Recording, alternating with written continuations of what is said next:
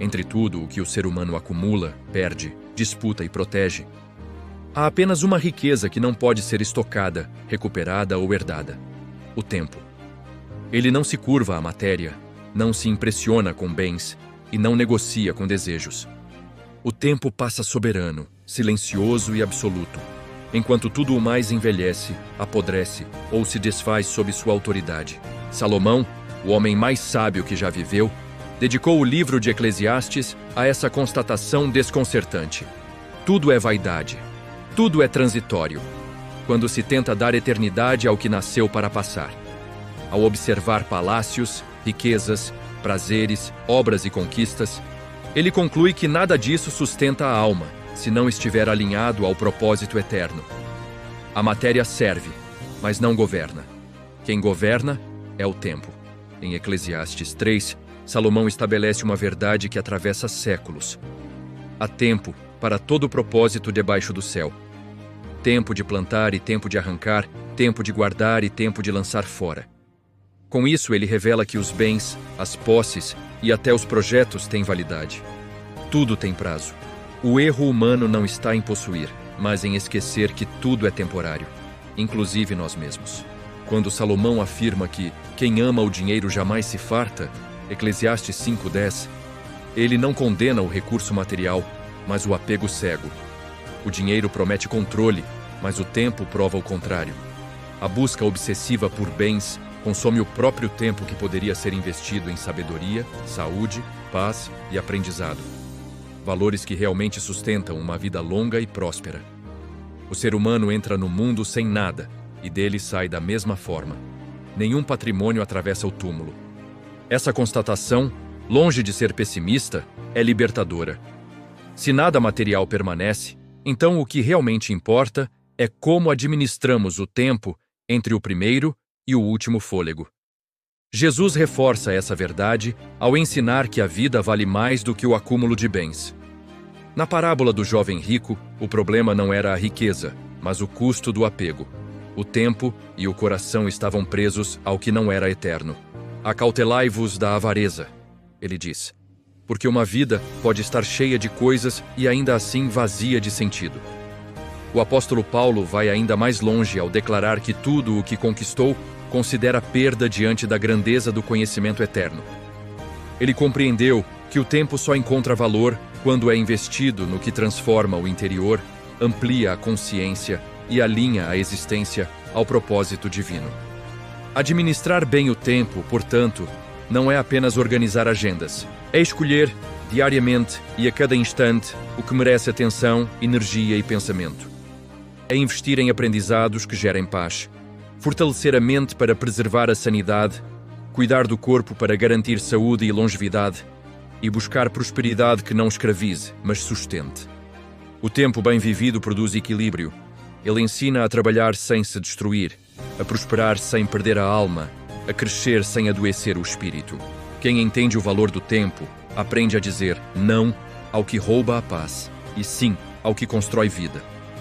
No fim, a maior sabedoria não está em possuir mais, mas em viver melhor. E viver melhor é reconhecer que o tempo é o recurso mais precioso concedido por Deus, um presente diário que, quando bem administrado, gera vida longa sobre a terra, mente sã, coração, em paz e prosperidade com propósito eterno. Conclusão: o ser humano acorda antes do sol, trabalha 12, 14, 16 horas por dia. Entrega seus melhores anos, sua energia vital, sua juventude, seus fins de semana e, muitas vezes, sua saúde mental e emocional para construir algo que ele chama de minha vida.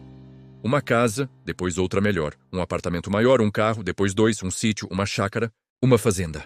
Uma empresa, um comércio, uma indústria. Dinheiro no banco, investimentos, avião, helicóptero, iate, lancha, casa na praia, casa na serra, hotel, pousada, bois no pasto, agronegócio, uma ilha. E enquanto tudo isso cresce, o tempo diminui. O corpo envelhece, a mente se cansa. Os sonhos vão sendo adiados. As conversas profundas ficam para depois. O cuidado com a alma é empurrado para quando sobrar tempo. Só que o tempo nunca sobra, ele apenas passa. No final, Depois de 85 ou 90 anos, quando muito, a verdade se impõe com uma clareza brutal. Ninguém leva nada. Vem nu. Volta sem nada. Nenhuma escritura acompanha o caixão. Nenhuma senha bancária atravessa o túmulo. Nenhuma fazenda entra na eternidade. Então surge o argumento que tenta consolar o ego. Ah, mas vou deixar tudo isso para meus filhos e netos. E aqui nasce a pergunta que quase ninguém tem coragem de fazer em voz alta. E os filhos e netos também não vão morrer? Com 80, 90 anos ou antes? E os bens que eles herdarem também não ficarão para trás? E os netos dos netos? Até quando essa ilusão de permanência se sustenta? A matéria apenas muda de mãos. O tempo, não. Ele se encerra para cada um. É nesse ponto que a reflexão de Salomão deixa de ser teórica e se torna quase dolorosa. Tudo é vaidade quando perde o vínculo com o eterno. Não porque seja errado construir, prosperar ou conquistar, mas porque é trágico confundir meios com finalidade. O que realmente pertence ao ser humano não é o que ele possui, mas o que ele se torna ao longo do tempo que lhe foi concedido. Tempo para aprender. Tempo para expandir a consciência. Tempo para desenvolver sabedoria emocional. Tempo para elevar o senso moral. Tempo para curar traumas, refinar valores, dominar impulsos, amadurecer escolhas. Nada disso pode ser herdado. Nada disso pode ser comprado. Nada disso pode ser transferido por testamento. É aí que o tempo revela seu verdadeiro valor. Ele é o solo onde a alma se desenvolve. E quando se observa a vida apenas por uma existência, tudo parece injusto, caótico e desigual. Alguns nascem com tudo, outros com quase nada. Alguns abusam do poder, outros sofrem as consequências.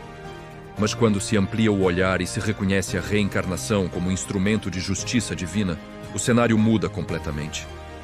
A reencarnação não é punição, é oportunidade, é pedagogia divina, é a chance de continuar aprendendo onde ainda somos imaturos, de reparar o que foi ferido, de desenvolver o que foi negligenciado. Ela explica por que o tempo é tão precioso, porque ele não serve apenas para acumular coisas, mas para lapidar o ser. Uma humanidade perdida, adoecida e muitas vezes perigosa, não se cura com mais dinheiro, mais tecnologia ou mais poder, mas com mais consciência, mais ética e mais responsabilidade espiritual. Quem entende isso começa a viver diferente. Trabalha sim, constrói sim. Prosperar não é pecado, mas não vende a alma em troca do supérfluo. Não troca presença por posse. Não troca sanidade por status. Porque no fim, a pergunta mais honesta não será: quanto eu deixei? Mas sim: o que eu aprendi com o tempo que me foi dado? Quem eu me tornei? Quanto de consciência levei comigo? O tempo é a única riqueza real. Todo o resto é empréstimo e nós somos os mordomos, os cuidadores e administradores dos bens e pessoas que o Criador nos coloca em nossas mãos. Vós sois deuses, disse o modelo que o tempo não apaga e não apagou em todos os tempos.